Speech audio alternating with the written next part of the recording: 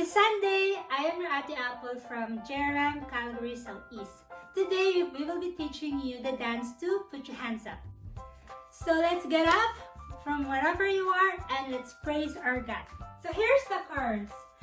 Everybody shout your praise aloud and sing with everything. Give Him all the glory, for our God is worthy. And then, oh.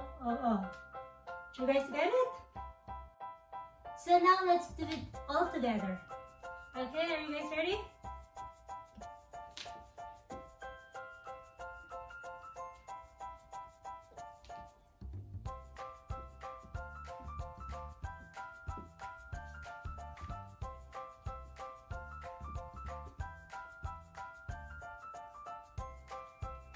See? It's easy. Now you try.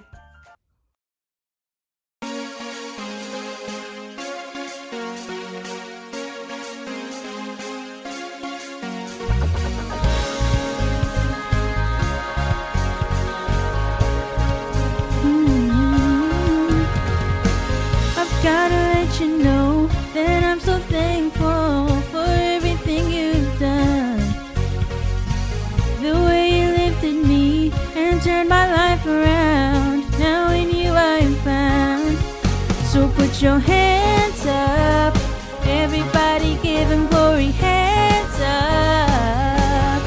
Everybody shout your praise aloud and sing with everything. Give Him all the glory, for our God is worthy. Whoa.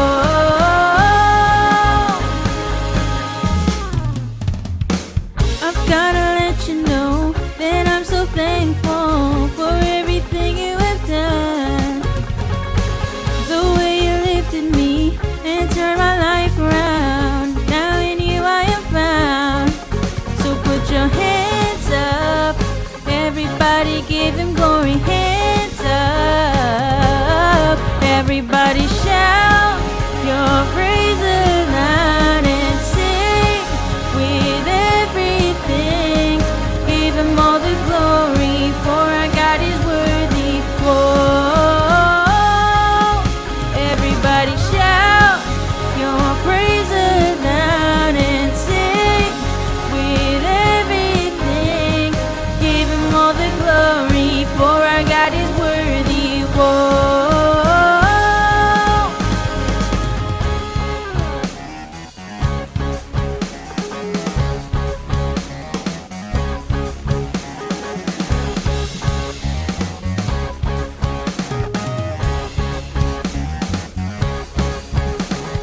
If you love Him, don't stop praising, put your hands up. If you love Him, don't stop praising, put your hands up. Everybody give Him glory, put your hands up. Put your hands up. Put your hands up.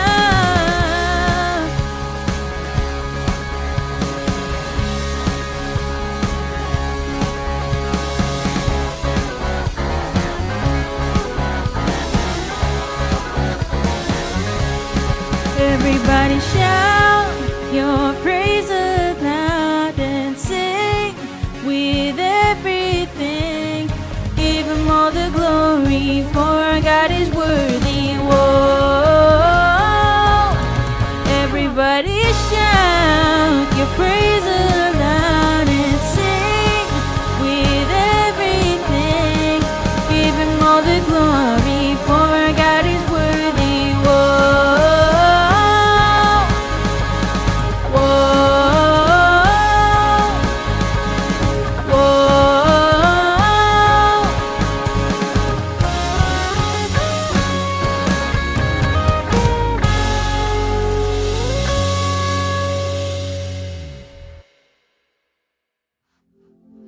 Hey kids, and welcome back to our JRAM Kids Online episode 27. I'm your Ate Naomi, and today we will be continuing on with the series of the Old Testament. So, if you guys remember, the first 2 weeks we were taught about the creation.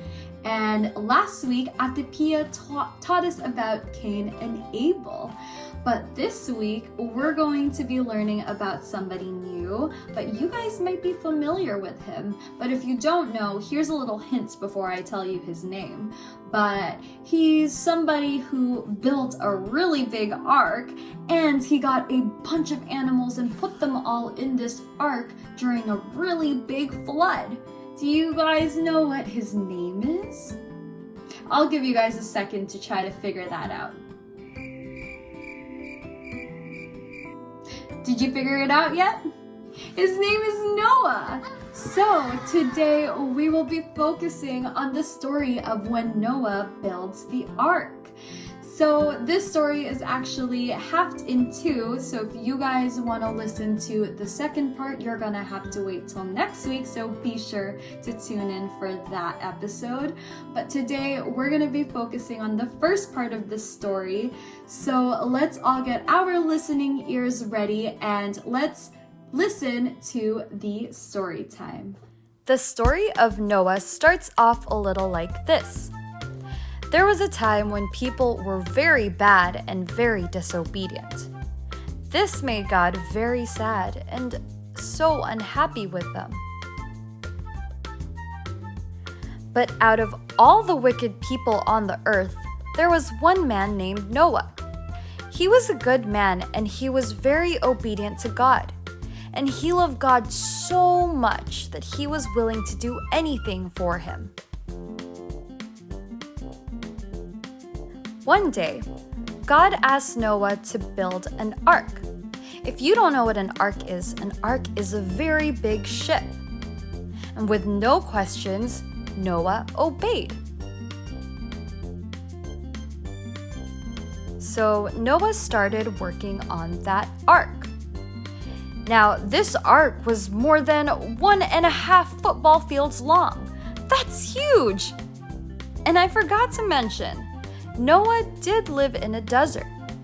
So, when his neighbors saw him building this boat in this desert, they laughed at him because there's no water there.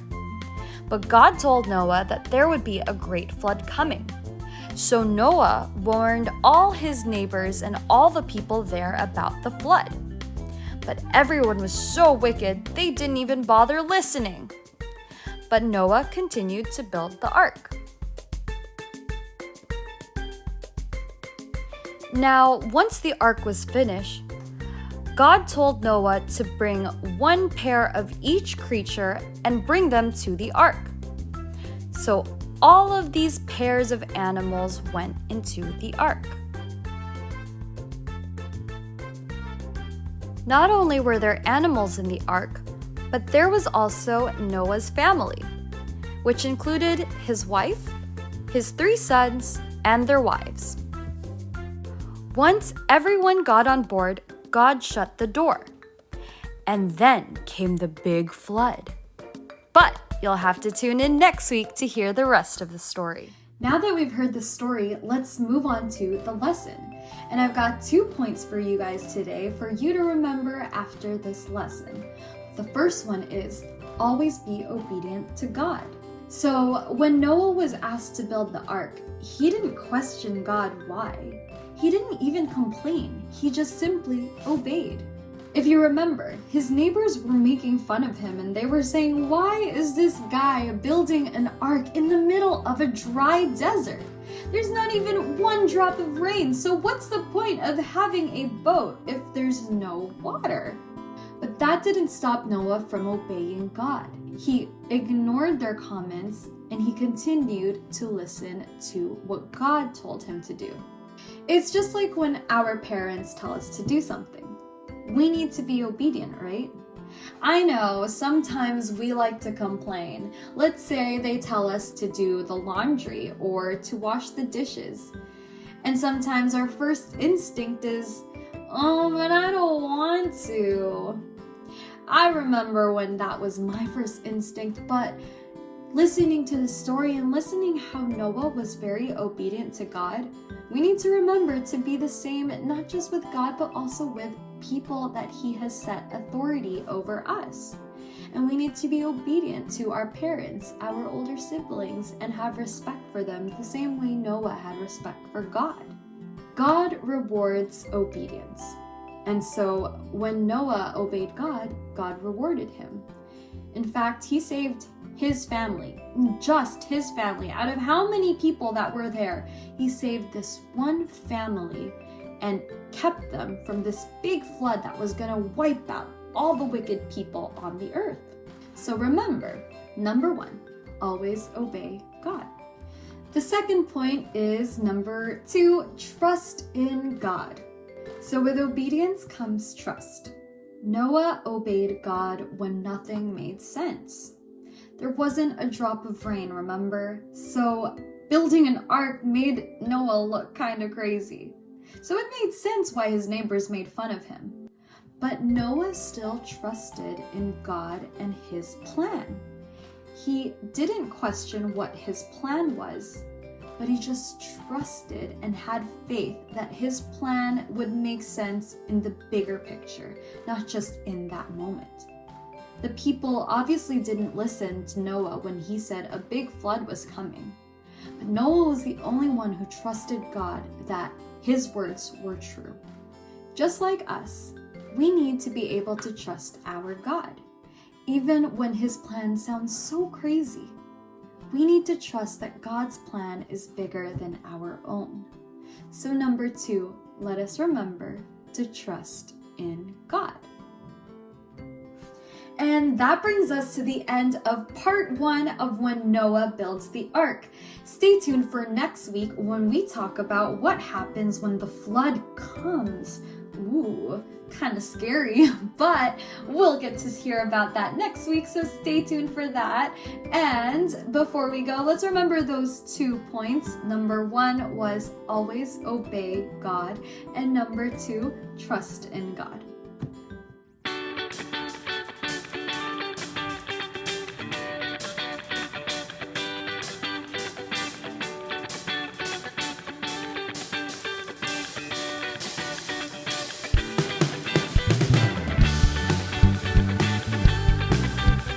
Kids, it's activity time!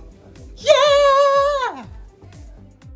This week, we're doing a word search. See if you can find these words.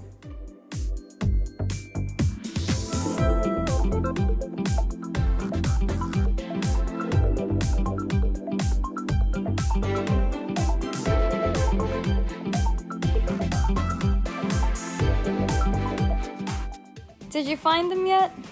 No? Okay, here's a little bit more time.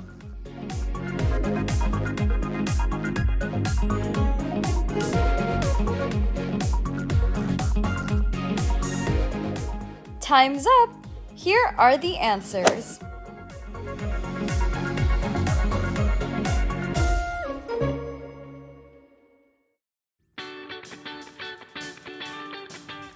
Guys, my name is Amanda Christophe, attended from JRAM, Edmonton West. My memory verse this week is Colossians chapter 3, verse 2 says, "Set your minds in things above, not on earthly things." Bye, guys.